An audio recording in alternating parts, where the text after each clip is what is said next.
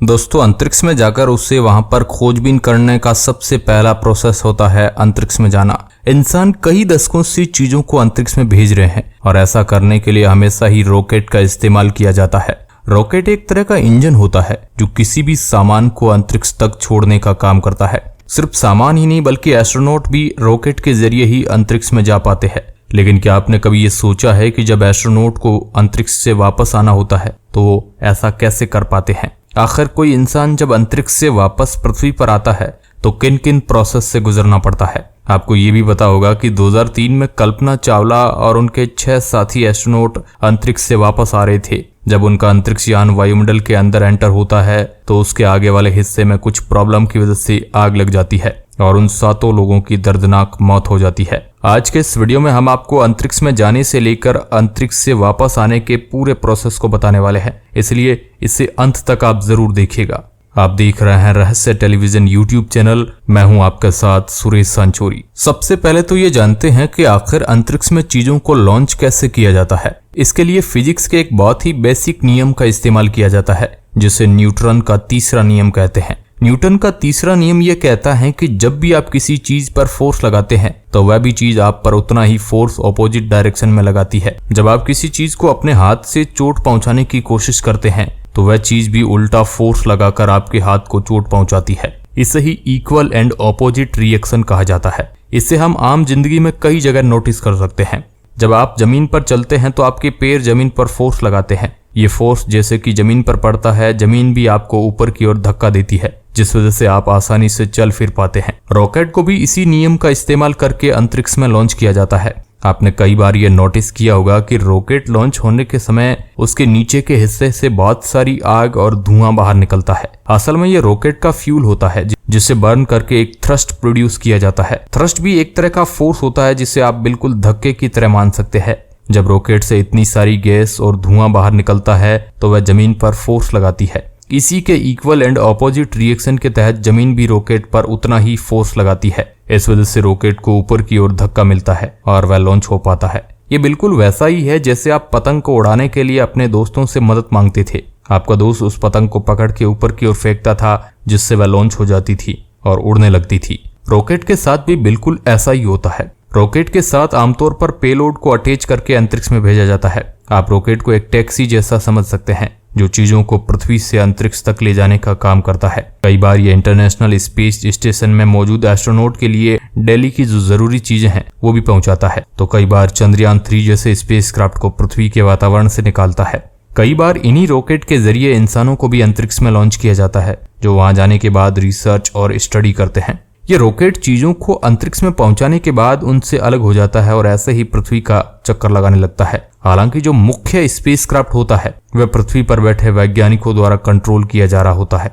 जिस स्पेसक्राफ्ट में ऑलरेडी इंसान भी मौजूद होते हैं उन्हें वह खुद ही स्पेसक्राफ्ट को कंट्रोल कर लेते हैं। हालांकि इसका मतलब ये बिल्कुल नहीं है कि उन्हें पृथ्वी पर मौजूद वैज्ञानिकों की जरूरत नहीं पड़ती है, क्योंकि एक प्रॉब्लम ये भी है कि आज तक हम इंसान ना जाने कितनी सारी सैटेलाइट्स और चीजों को अंतरिक्ष में भेज चुके हैं। यही कारण है कि पृथ्वी के ऑर्बिट में बहुत सारे रॉकेट मौजूद है जिनका अब कोई भी काम नहीं है। जिस तरह हमें हमारी पृथ्वी पर पॉल्यूशन देखने को मिलता है वैसा ही अंतरिक्ष में भी पॉल्यूशन होता है। उसे स्पेस पॉल्यूशन कहा जाता है। आज हमारी पृथ्वी के आसपास हजारों ऐसे ही बेकार सैटेलाइट्स और रॉकेट के टुकड़े पड़े हैं जिनका कोई काम नहीं है, लेकिन फिर भी उन्हें ना तो डिस्ट्रॉय किया जा सकता है और ना ही पृथ्वी पर वापस लाया जा सकता है। धीरे धीरे इस कचरे की संख्या बढ़ती जा रही है। इस वजह से सैटेलाइट और मिशन को लॉन्च करना वैज्ञानिकों के लिए दिन ब दिन कठिन होता जा रहा है। कई बार ऐसा देखने को मिलता है कि ये कचरा काम करने वाली सैटेलाइट से आकर टकरा जाता है और उन्हें भी बेकार कर देता है। इसी दिक्कत को देखते हुए एलन मस्क की कंपनी स्पेस एक्स ने एक बहुत ही इनोवेटिव आइडिया को दुनिया के सामने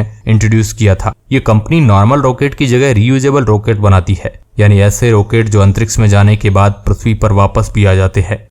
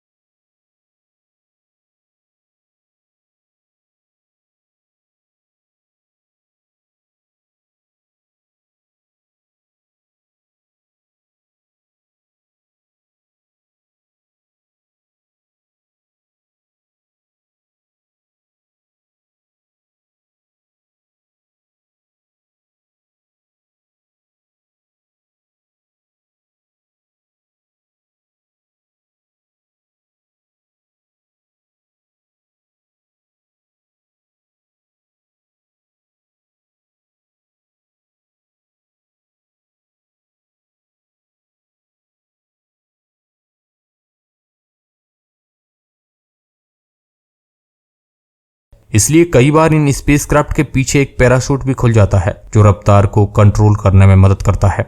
जैसे ही यह पैराशूट खुलता है तो यह सामने से आने वाली हवा को रोकने लगता है, जो बिल्कुल एक नेचुरल ब्रेक जैसे काम करने लगती है। यह बिल्कुल हवा की उल्टी दिशा में साइकिल चलाने जैसा है। जब भी आप हवा की उल्टी दिशा में साइकिल चलाते हैं तो सामने से हवा आपको रोकने की कोशिश करती है, और बिल्कुल ऐसा ही स्पेसक्राफ्ट की लैंडिंग के समय भी होता है। कुछ ऐसे ही ये स्पेसक्राफ्ट अंतरिक्ष से पृथ्वी की जर्नी को कंप्लीट करके सेफली पृथ्वी की सतह पर लैंड कर जाता है। लेकिन हर बार सब कुछ सही हो जाए ऐसा जरूरी नहीं है। 2003 में नासा को कोलंबिया स्पेसक्राफ्ट अंतरिक्ष से वापस आते समय पृथ्वी के वायुमंडल में ही वो तबाह हो गया था, जिस वजह से उसमें मौजूद 7 एस्ट्रोनॉट की मृत्यु हो गई थी। इसमें से एक भारतीय ओरिजिन की महिला कल्पना चावला भी मौजूद थी। इस हादसे में कल्पना चावला की मौत हो गई थी। वायुमंडल में घुसते ही इस स्पेसक्राफ्ट का पृथ्वी पर मौजूद कंट्रोल सेंटर से कनेक्शन टूट गया था, और तभी वैज्ञानिक समझ चुके थे कि कुछ बहुत बुरा हादसा हुआ है। इससे पता चलता है कि स्पेसक्राफ्ट में की गई एक छोटी सी गलती भी बहुत भयानक साबित हो सकती है। यही कारण है कि एस्ट्रोनॉट को बहुत कठिन ट्रेनिंग दी जाती है ताकि बेकार से बेकार कंडीशन में भी वे आसानी से चीजों को हैंडल कर पाए। वैसे इस वीडियो को देखने से पहले आपको क्या लगता था कि एस्ट्रोनॉट पृथ्वी पर कैसे वापस आते हैं? हमें नीचे कमेंट के माध्यम से जरूर बताएं। धन्यवाद।